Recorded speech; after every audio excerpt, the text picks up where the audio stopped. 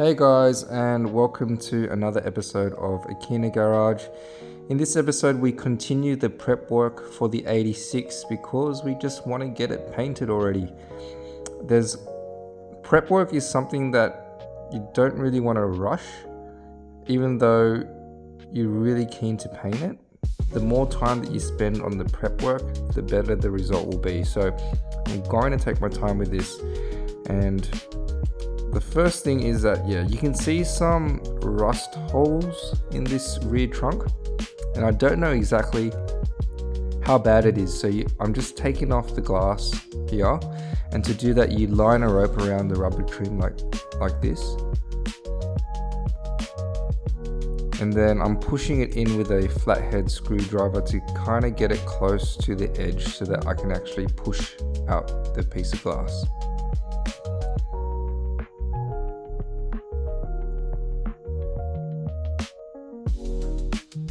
Just use your muscles, mate. There we go. Alright, now you can already see that there's rust there, and I'm like flipping out in this video at the moment because I'm like, damn. But yeah, look at that rust. It's just flaking off when I touch it with my finger.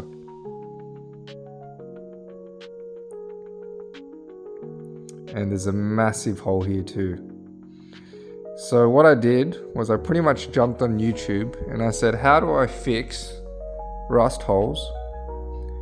And here we are, recycling YouTube information. So I'm going to Bunnings and I bought myself a fiberglass repair kit. Got the biggest one, $56, but they give you heaps. So I might use it for the RX-7 when we do the wide body. So again, I'm just loosening up the rust from behind this rust hole with a 40 grit sandpaper, and wearing a glove as well because it's very sharp. And then I got this Penetrol rust treatment, so it penetrates rust, keeps the air out because it puts a film layer over it, and it just stops it from spreading. So I'm hitting the front of it. I'm trying to get behind it as well.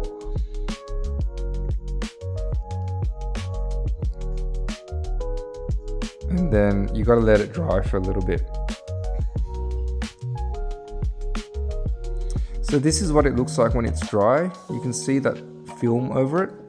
And now I'm just using a set of pliers and picking off the high spots because you want the fiberglass to lay on flat.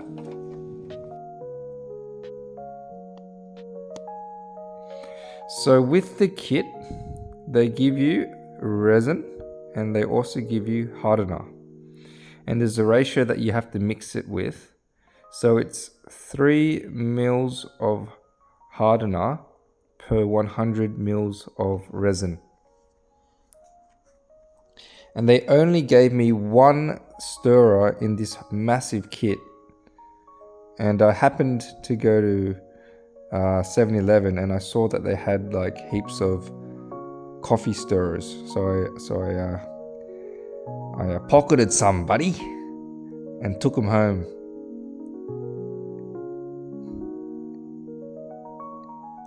Don't sue me.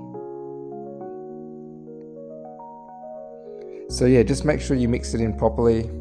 You want more if in doubt, put more hardener in because you want it to actually harden. If you don't put enough hardener in, it won't harden. So I'm just painting the hardener mixed with resin on the surface, because when you stick the fiberglass on, you want it to stick properly. So I stuck some on the back, I've also stuck some on the front, and I'm painting it on as well.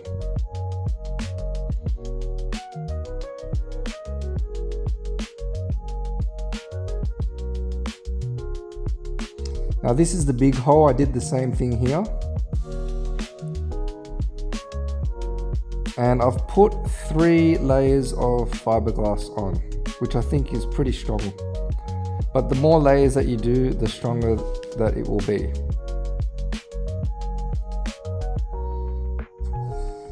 And this is what it looks like when it's dry. Yes, it looks a bit funky, but we're going to get a flat disc on a grinder and hit it back so that it it doesn't look so retarded. Couldn't find a better word. So this is a drill, and I've put there's like this sanding disc that I bought from, I think, AliExpress or something like that, and it attaches to the drill, and it's good for really tight spaces like that. And now I'm just prepping the car to sand it, and I've got to tidy up a little bit as well. And I'm taking off the trims so that because I want to take off the doors as well and prep the doors off the car and paint it off the car as well.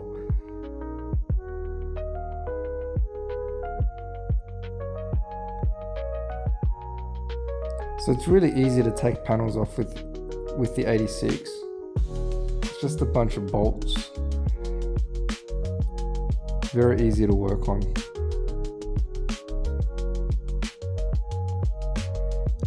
And this is the antenna hole, and a hole that someone drilled in there to bolt their front bar on or cable tie their front bar on.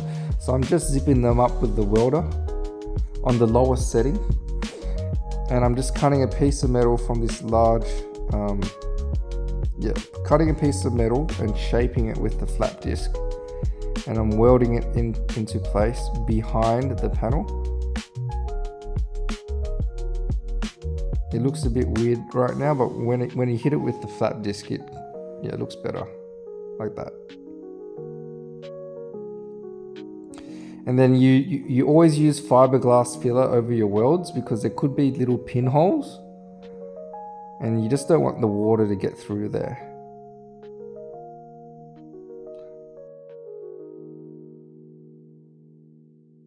Now I'm hitting the whole car, and I'm getting rid of the runs first. And this is with 400 grit sandpaper on a DA sander that's attached to my compressor. So I bought the compressor off some dude on Facebook. It's a belt driven one, but I got it off him for like $100, which is like heaps cheap. But you can find some pretty good deals out there. And yeah, I'm just showing you the previous paint job.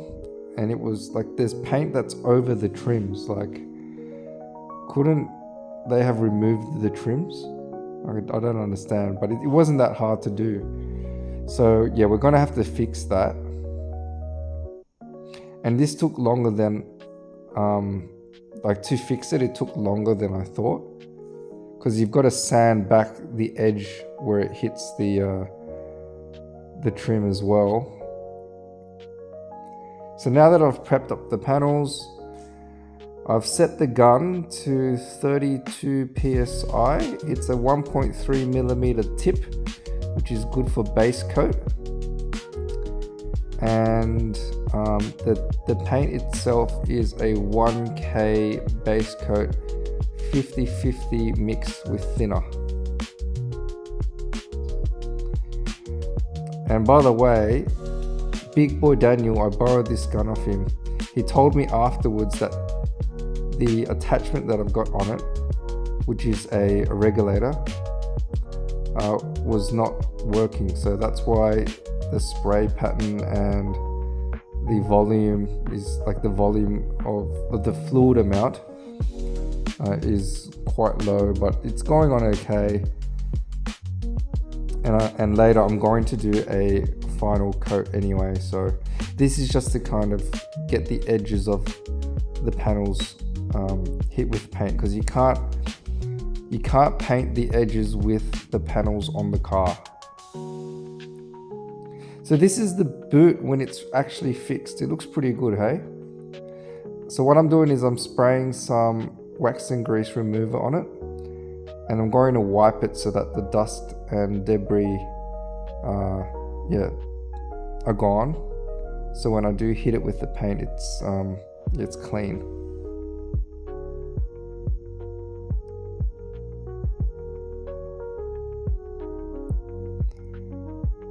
And yeah, you can just watch me hit it with paint. It's painting is like it's not that hard.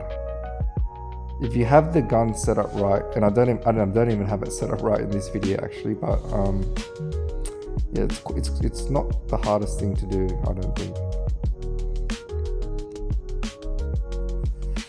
And I'm just painting all the parts of the car that need to be painted white.